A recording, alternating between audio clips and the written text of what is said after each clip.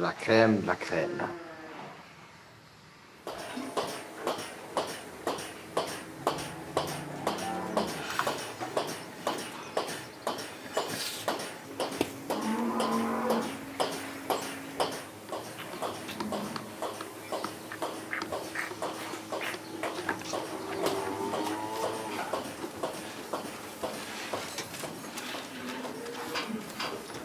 Celui-là, il a la mode. Il a fait un piercing. Oui, bonjour. Tu craques que tu vois ça, hein?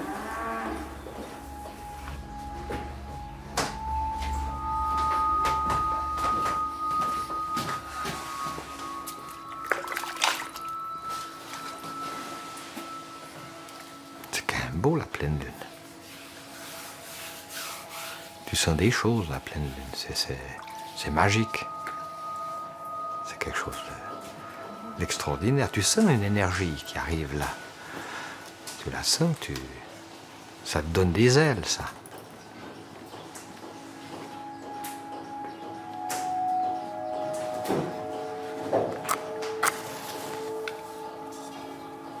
Ah, les hormones sont peut-être un peu plus dans la lune que les autres. Alors mes parents m'ont appris mon métier.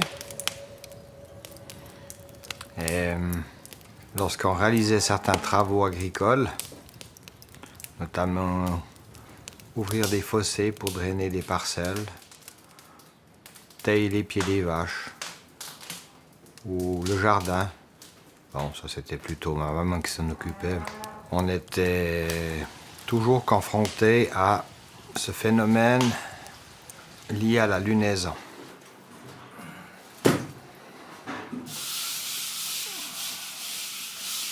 Après, il y avait le phénomène que quand on sortait les vaches, si on sortait sur la mauvaise planète, les vaches s'échappaient. Puis voilà. Moi, j'ai appris ça, ils l'avaient appris de leurs parents, qu'ils l'avaient appris certainement aussi de leurs parents. Et puis après, il est arrivé l'école d'agriculture. Il est arrivé le monde moderne, la production, la mécanisation. Là, j'ai une anecdote. Quand j'étais à l'école d'agriculture, on avait des cours de taille. On apprenait à tailler les pommiers. Puis moi, avec mes idées de paysan de montagne, j'ai demandé au professeur, là, j'ai dit, vous regardez la lune quand vous taillez les arbres? Puis il m'a dit, ben non, parce que sinon on se coupe un doigt. Donc ils n'avaient aucune idée. Les lunaisons, elles font les marées. Hein. Les marées, celui qui n'y croit pas, il faut qu'il ait de l'embouchure du Saint-Laurent où l'eau peut monter de 35 mètres d'eau. Donc c'est gigantesque. La force d'attraction lunaire sur la Terre, c'est quelque chose de phénoménal.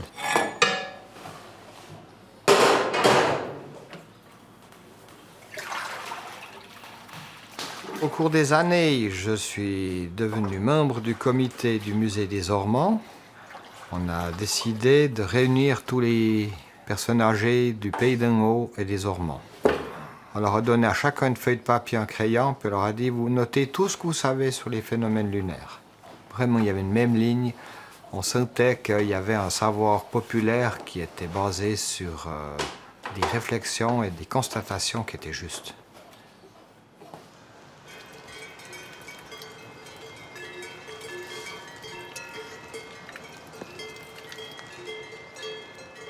André Berruet, c'est quelqu'un qui a récupéré le savoir de ses ancêtres, qui l'a respecté, qui l'a testé, et qui aujourd'hui peut nous parler avec beaucoup d'assurance de toutes les expériences qu'il a faites.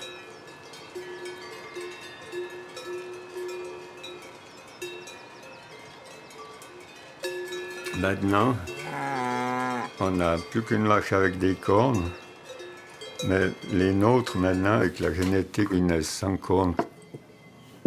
À l'époque, les gros paysans ici, ils avaient 6-7 vaches. C'était facile de travailler les cornes avec la lune. Les guides cornes, ça faisait partie de l'élevage. On mettait ces guides cornes sur les poissons de février. Ici, donc, on regardait beaucoup ces signes-là. La lune, là, elle va se tourner en haut. Et comme ici, c'est bonne lune pour mettre le guide corne. Alors, en lune tournée en bas, les cornes, elles baissaient plutôt. Un éleveur qui fait une vingtaine de veaux d'élevage par année, ou 30, faire les cornes serait un gros travail.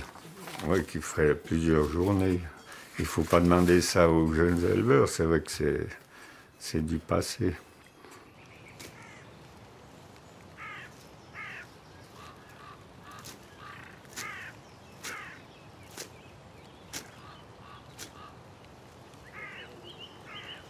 Si on fait un travail un jour, si on note pas, ben, dans une année, on ne va pas se rappeler de ce qui s'est passé quand on l'a fait. Donc, une fois, j'ai coupé des arbres au mois d'avril, c'était en 1989. Et là, j'ai pas noté, mais ces arbres, ils n'ont jamais repoussé. Donc, c'était en bonne lune, mais on ne sait pas quand, quel jour c'était. Et c'est dommage de ne pas noter si on veut travailler avec la lune, c'est vrai qu'on doit noter.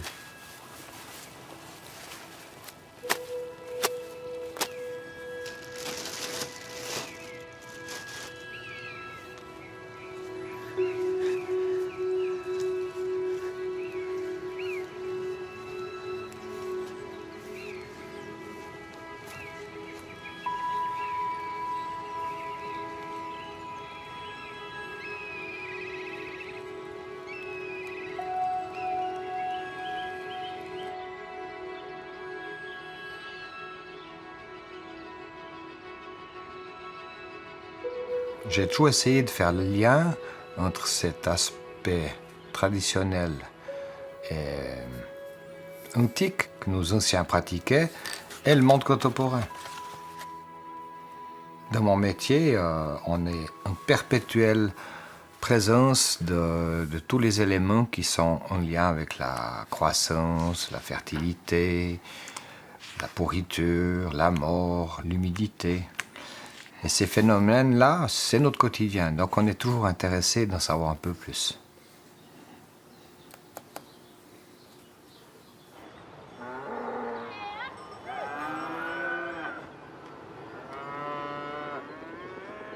Comme cette année, je voulais sortir les vaches, parce que j'avais vraiment envie de les sortir. Il faisait beau, j'avais plus trop de foin, et puis je regarde le calendrier lunaire, oh, c'est un mauvais jour. Alors on a attendu 2 jours de plus, et puis on les a lâchés.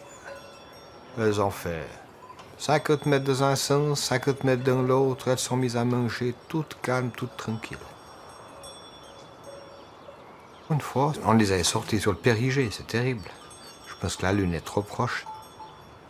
La Lune est très près de la Terre, donc son influence est énorme. Les bêtes, elles sont folles. Si tu veux faire marcher ton assurance responsabilité civile quand tu déplaces du bétail sur la route, tu les sors le jour du Périgée. Tu peux être sûr que tu fais 2 ou 3 carrosseries. J'ai un veau, il a choisi une des nouvelles Tesla. Parce qu'aux Ormonts, on a un tas de vieilles voitures. Mais là, il a choisi la plus belle des Ormonts, une belle Tesla.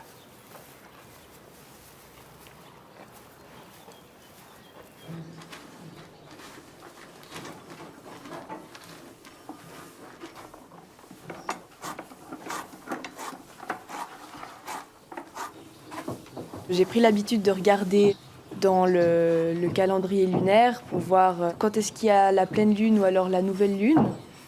Et je sais que les vaches donnent naissance beaucoup plus souvent autour de la pleine lune ou de la nouvelle lune. Donc je me fie beaucoup à ça.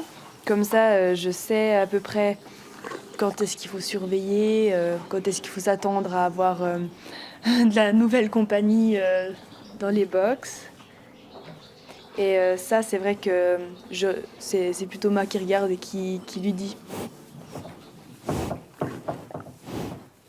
C'est important parce que dans ce métier que moi j'ai peut-être prévu de faire, c'est vrai que pour tout, c'est utile. Ça fait partie de ce métier au quotidien.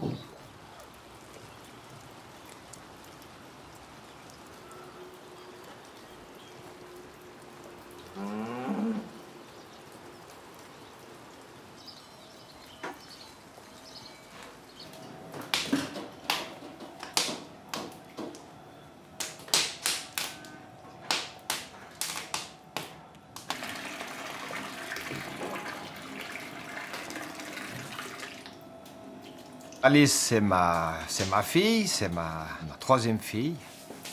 Elle a cette sensibilité très naturelle. Et j'espère pour elle qu'elle va trouver sa voie dans le métier qu'elle a choisi, parce qu'elle a vraiment un don avec les animaux, elle a vraiment un don qui est nécessaire pour faire ce métier. Tu vas encore attendre un petit peu. Ouais. Bon, il va. Puis surtout qu'avec le bétail, on est tout le temps confronté à des inconnus. Du fait que le bétail ne parle pas, on ne sait jamais ce qu'il pense. Et puis on doit aller chercher au-delà, donc on doit plus observer.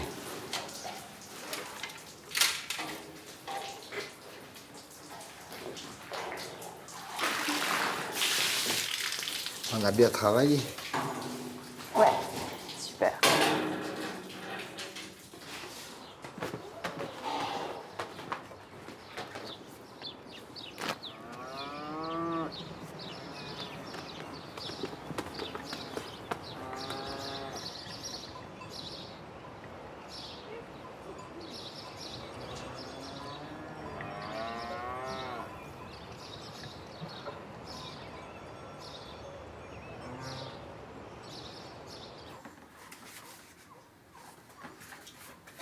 Il y avait des plus anciens au village qui étaient questionnés déjà tout gamin.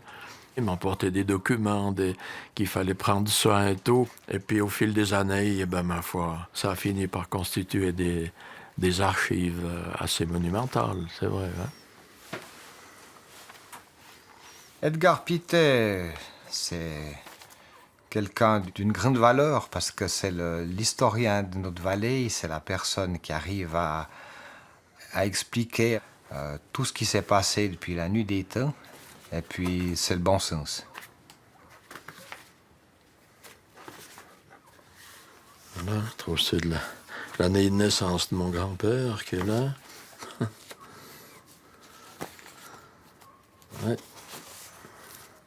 Ouais, je dis, c'est toujours de l'émotion, un peu, de regarder ces vieux... C'est des livres, finalement. Et c'était vraiment un livre de chevet pour les anciens. En tout cas, oui, puisque tous les travaux étaient agendés par l'almanach.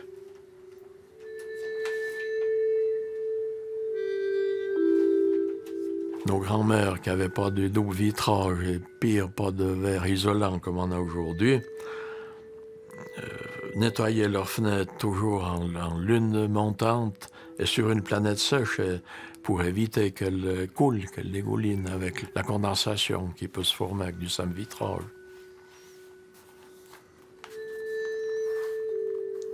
Périgée, c'est quand la Lune est le plus près de la Terre sur son orbite. On faisait rien sur le périgée. Même si on avait un veau, par exemple, ou un cabri né sur le périgée, et puis qui péclotait un peu au bout de quelques temps, eh ben on n'allait pas payer le vétérinaire pour le soigner parce qu'on savait que c'était peine perdue. Quand on a appris ça de génération en génération, on n'essaye pas de faire autrement pour voir s'ils avaient raison. On met tous les atouts de notre côté. La saison est courte, surtout en montagne. On tâche de faire notre mieux pour avoir quelque chose à mettre à la cave l'automne.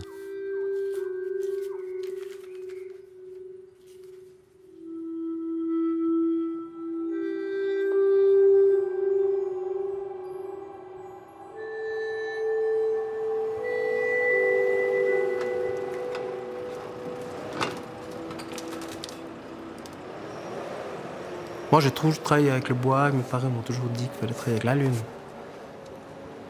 Mais quand on était jeune, bah ouais, mais c'est la lune, on s'en fout. On n'y croyait pas trop. Mais de fil en aiguille, avec l'âge, ben, on se dit, bah oui, ça a quand même une influence. Il y a bientôt 25 ans que je suis dans le métier.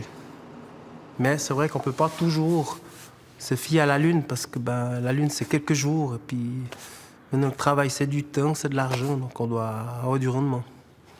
Donc c'est un petit peu notre problème aujourd'hui pour tout le monde.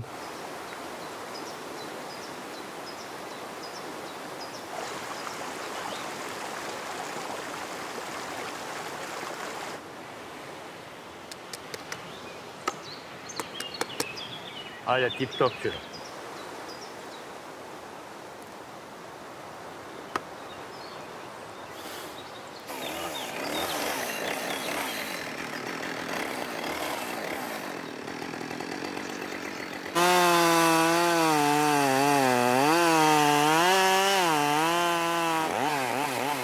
Ce chauffeur, déjà, un petit moment que je le connais, et il est exigeant sur le produit qu'on y fournit. Mais il veut pas que son bois soit coupé en mauvaise lune. Et puis il veut du bois de qualité. Tu veux la regarder? Ouais, faut y aller. La veine, elle est fine, même au pied, c'est super. Ah, elle est nickel. Lui, il le regarde depuis le début. Sur toute la durée de l'abattage, il vit le moment de son produit, lui. Passe-moi deux quoi là dans le sac. Hervé, s'il te plaît. Attention! Ah, là-bas.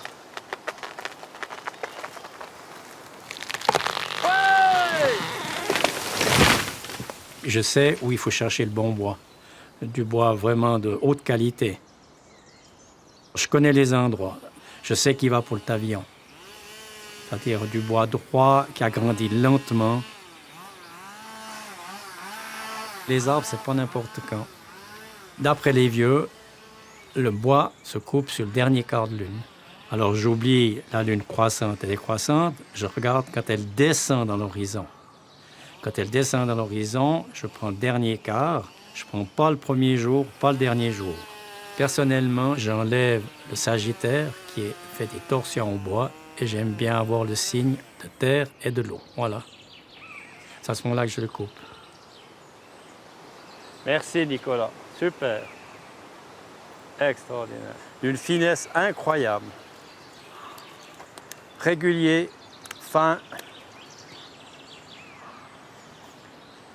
80, 80.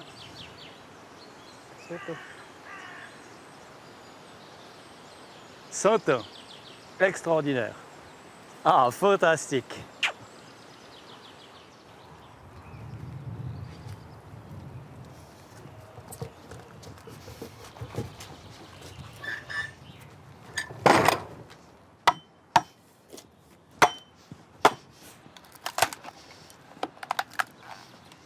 J'ai fait 27 ans géomètre. J'ai implanté les chalets, des choses comme ça. J'ai parti chez Tavionnet, chez Carlen. Lui, c'est sa base. Il m'a dit, est-ce que t'as peur sur les toits? Non, non, j'ai pas peur. Puis après, il était tellement overbooké qu'il m'a laissé tout seul sur les toits. Alors, moi, ça m'a plu, ouais, ça m'a plu. Parce que bon, dans la nature, moi, je vais toujours faire un boulot où on peut aller un peu dedans, un peu dehors. Hein? Je me suis cassé la jambe. J'ai dû descendre du toit avec la jambe cassée. Appeler ma femme qu'elle m'amène à l'hôpital.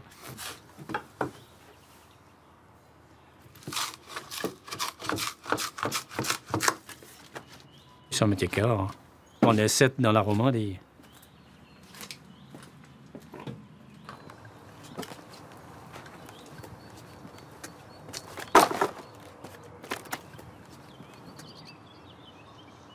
Au CP, on a justement un ami qui est charpentier, qui a fait sa réputation sur la maîtrise de ces phénomènes lunaires lors de la construction des chalets.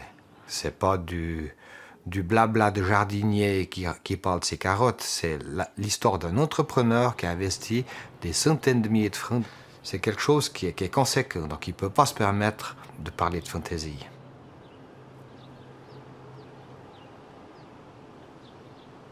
Pour la pose des assises des chalets madriers, ça c'est des vieux écrits que j'avais depuis 1878.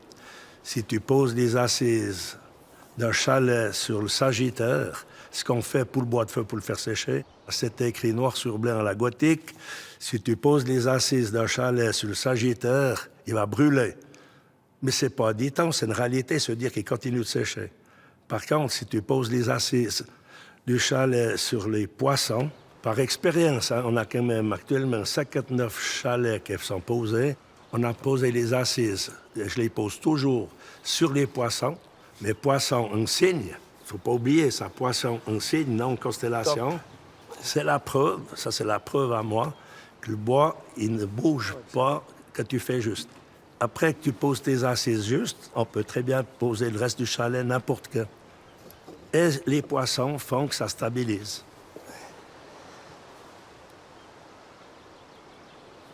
J'ai eu le culot il y a 4 ans en arrière pour j'ai fait un gros chalet dans la vallée pour une banque. Puis j'avais dit à la dame, j'ai signé hein, sur le devis, s'il descend 2 mm, je vous l'offre. Ça, c'est une anecdote. On dit les chalets, là, on a des vieux chalets. Franchement, il faut visiter dans l'eau du village du Cépin. Mais ça ne bouge pas, ces chalets. Si le feu s'en occupe pas, ils seront toujours là. Et c'est ça qui m'impressionne. Et nos chalets madriers, aujourd'hui, c'est qu'on fait comme à l'époque. Il y en a 59 des vrais de fait. On va faire le 60e, là, pour fin juillet. Puis je pense personnellement que ça sera le dernier.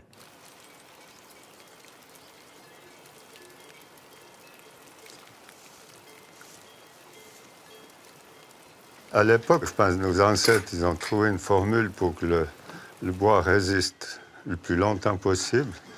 Parce que, comme tout était en bois, il fallait ménager les forêts aussi, autrement, ça allait très vite. Si c'était pourri rapidement, ben, il fallait chaque fois refaire du bois, scier et tout. Parce qu'on voit bien que les poutres, donc les rosins qui sont par terre, sont posés sur la terre, carrément. Ouais. Ça a été posé en lune, tourné en bas, lune noire. Et ainsi, les humeurs de la terre ne montent pas, donc ça reste intact. Tandis qu'en lune rouge, les humeurs de la terre montent et ça pourrit beaucoup plus vite. Et ensuite, on pose ces planches dessus qu'on appelait les pontons qui font 7 cm d'épaisseur. Et ainsi, ça peut durer des années sans pourrir. Elles ont presque un état de neuf. Ouais. Et ils ont à peu près 50 ans. C'est un savoir qui se perd, mais je crois que avec tout ce qui se passe, c'est difficile de regretter le passé. Il faut vivre avec son temps. J'ai des bons souvenirs, mais voilà, c'est la vie.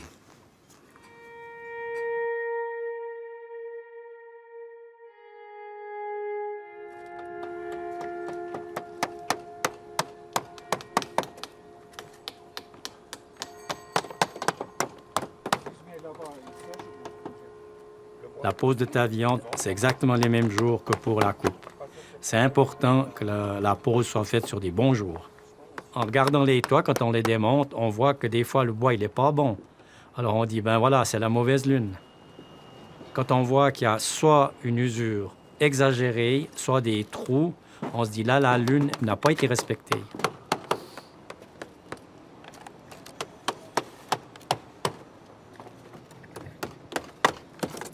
L'odeur du bois, et puis construire et penser qu'il reste quelque chose, ça j'adore. Parce que quand je serai mort, ben, le toit, il aura tenu plus longtemps. Je ne devrais pas avoir besoin d'en refaire un. Ça m'est jamais arrivé, puis c'est un peu la peur du tavionneur. C'est d'avoir mal travaillé, mauvais jour de lune, ou que les éléments naturels viennent perturber cette longévité.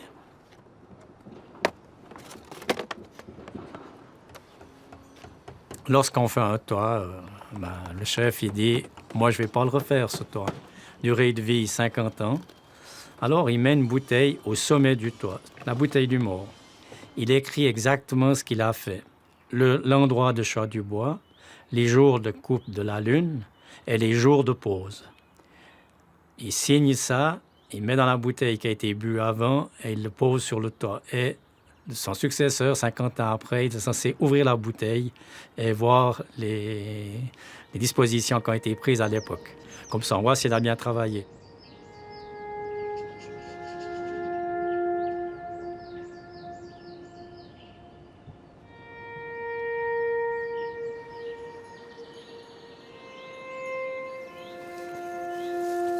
Après, je crois qu'il y en a là-bas, vers là. Où? Vers l'arbre sec.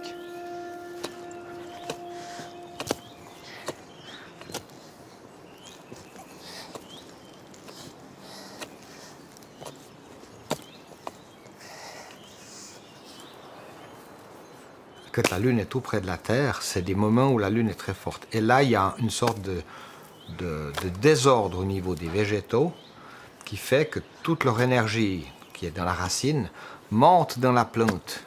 Parce que la plante veut profiter de cette énergie lunaire. Et si là on la coupe, il n'y a pas assez de réserve dans la racine pour que la plante puisse redémarrer.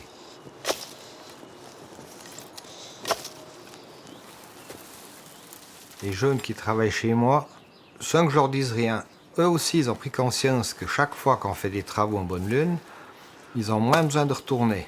Ils savent que l'année prochaine et l'année d'après, plutôt que de leur passer du temps à s'arrêter, on pourra faire autre chose. Alors c'est pas du Roundup, hein. La plante va repousser, mais elle va être concurrencée par des autres plantes. Elle va plus être la dominante qui va s'imposer dans un bel herbage, par exemple. Là-haut, il y en a?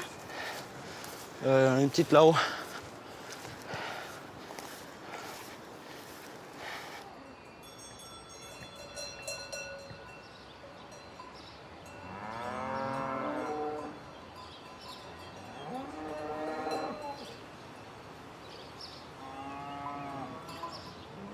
Bon, à part ça, on fait comme on a dit. Nathalie, toi tu montes au voile. Vous deux, vous allez clôturer le finier. Puis toi, tu me désosses tous ces tuyaux. Ça joue. Puis toi, je récupère tout ce que tu peux. On est dans la merde. On a encore de la cocaïne. Quoi? Nathalie, c'est quelqu'un qui a un idéal de vie qui est très proche de la nature, qui est très sensible. Elle a le besoin de toucher la terre, d'être dans un milieu où elle peut développer ses sens. Et c'est aussi une des raisons pour laquelle je l'aime.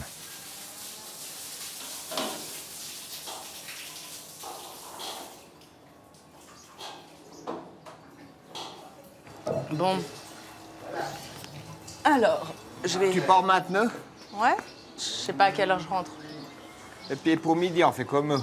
Bah, j'ai prévu quelque chose. On fait ce rôti de renard. Non, le blaireau. Blaireau.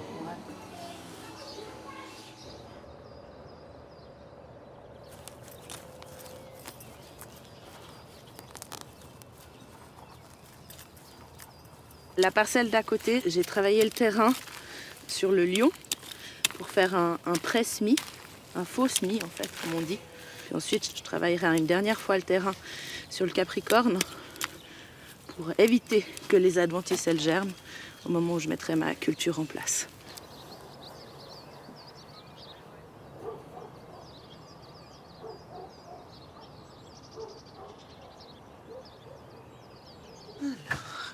La possibilité de reprendre une petite exploitation ici au Vouette, c'est ouverte à moi. Je suis en train de concrétiser ce rêve d'allier les forces de la nature à mon travail et puis peut-être un jour pouvoir le partager en accueillant des gens, des enfants et puis développer ici un lieu qui serait harmonieux. Où on travaillerait avec la nature, avec les esprits de la nature, les esprits plus subtils ou la lune.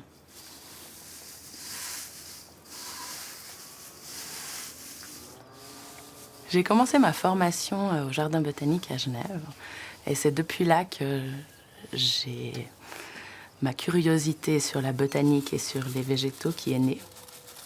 J'ai travaillé pendant une dizaine d'années pour le service phytosanitaire fédéral à l'aéroport. Par la suite, j'ai été suivre une formation au Tessin, en biodynamie. L'aspect de l'énergie de la Lune s'est fait plus concrète. Et puis, mon envie de découverte s'est concrétisée en faisant mon premier voyage en Afrique, en ayant la naissance de ma fille sur ce continent.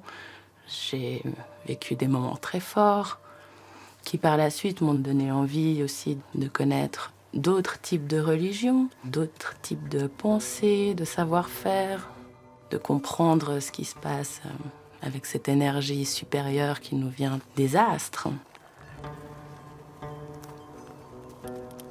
Quand on appelle certaines forces de la nature, elles viennent pour nous accompagner. Dans mon jardin, je sens que je ne suis pas la seule à travailler.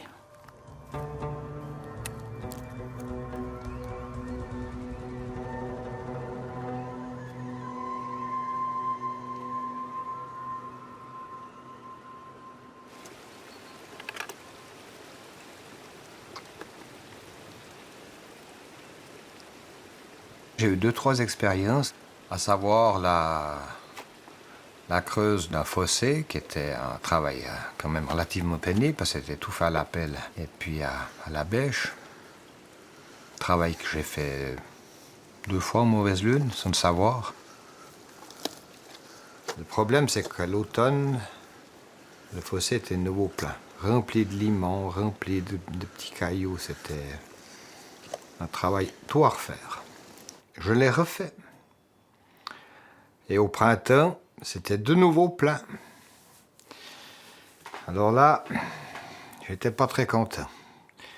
Et puis il y a le grand-père qui me dit « Ah, mais c'est pas étonnant que tu doives tout le temps l'ouvrir. Tu le fais tout le temps en mauvaise lune. » Ah bon? Ah oui, il faut le faire en lune descendante, sur un signe de sec. Ah bon? Alors j'ai essayé. Je l'ai vidé en bonne lune, comme il me disait. Mais je ne l'ai pas retouché pendant 17 ans. Il se nettoyait automatiquement, tout seul.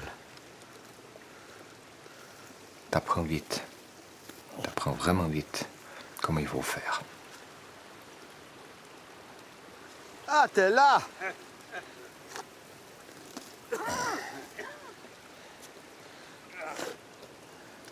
Prends une machine, vite, vite, puis tu casses tout. Ouais, puis moi, le temps que je monte la machine, ben, j'ai fait déjà la moitié du fossé.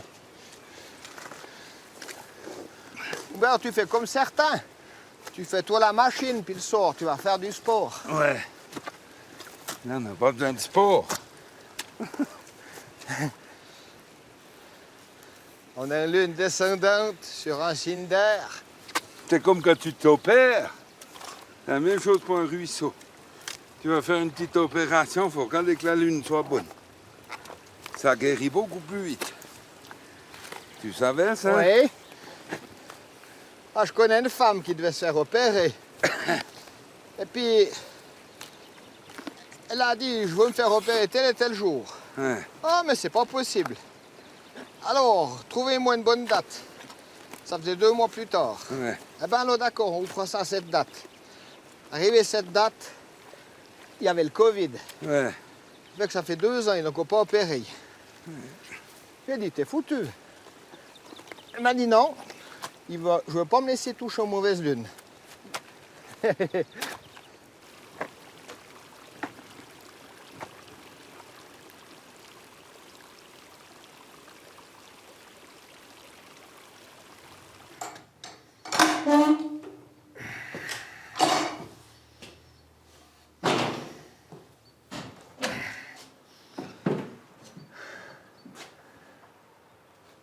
Ah ben, le chalet est toujours au même endroit.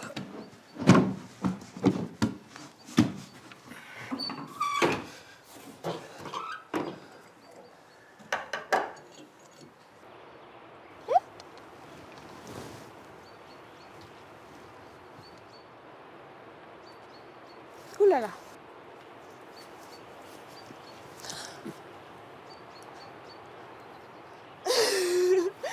Bon. Voilà. Oh mais la pauvre. Elle est toute perturbée. Viens là, reste. Viens sur moi.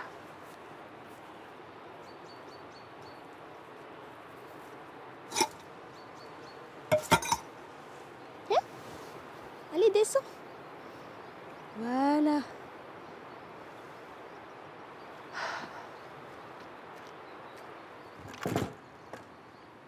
Lors d'un séminaire à l'université à Lausanne.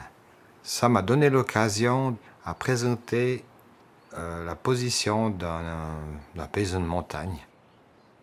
On a écouté des physiciens, des astronautes, des gens pointus qui travaillaient pour la NASA, des sommités, ces gens.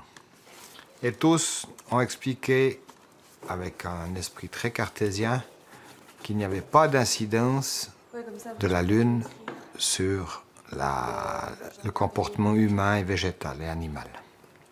Que c'était tout des fadaises. Que ça n'avait aucune base et que je racontais que des conneries. Mais toujours est-il que c'est pas eux qui sont venus ouvrir mon fossé. C'est les vieilles vaches. Elles ont tellement l'habitude d'aller à la même place que si tu les changes, elles vont... Ça va être la galère tout l'été. Ouais, bah, bien sûr. Falbala, elle était en deuxième, hein, pas en première. Il me semble. Deuxième. Ouais, c'est ça, ok. Syrie, la première. Ouais, j'ai mis Syrie. Falbala. Par contre, Olympia, c'est un peu bizarre parce qu'Olympia, elle a toujours été par là, mais je sais pas pourquoi on l'avait bougée là. Parce qu'elle se trayait pas bien, là. Ah ouais? Il y avait des courants vagabonds. C'est magnétique, ouais. C'est des courants sauvages. Un peu comme nous. On a 6 places l'été passé où tu rentres les vaches, elles sont pleines de lait, là, tout est prêt, ça goutte, tu mets la machine, il n'y a rien qui vient. Alors ça, c'est une catastrophe.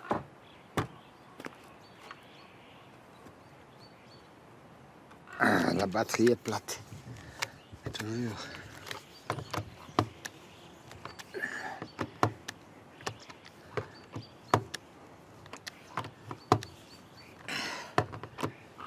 L'histoire, c'est qu'avec la neige, l'hiver, ça fait beaucoup de dégâts. Est-ce qu'il peut neiger 3 mètres de neige ici? Mais le plus gros problème, c'est que j'ai fermé une anglaise dans les toilettes l'automne passé. J'ai presque pas fait exprès. Alors elle a tout briqué pour sortir. Mais j'en veux pas.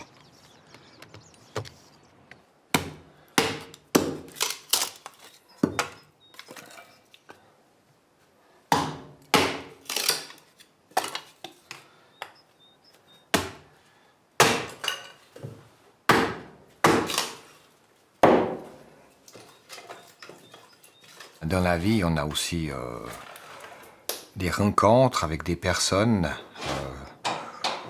où la puissance de leur amitié, elle peut passer au-delà de la vie, au-delà des distances géographiques. Une personne qui décédait à l'autre bout de la planète et que j'ai ressenti son décès pendant toute la journée. J'ai senti qu'il se passait quelque chose. Alors après, tu peux pas rester de marbre.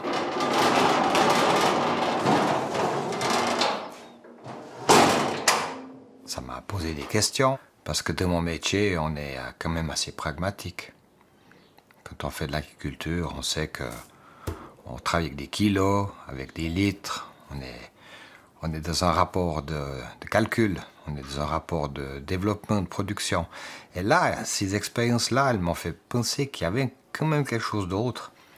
Et puis que ça serait intéressant d'en savoir un peu plus. Mais je suis loin d'avoir tout compris. Mais je sais qu'il y a quelque chose de plus. Et puis ça, c'est passionnant. C'est quelque chose qui me passionnera tout le temps.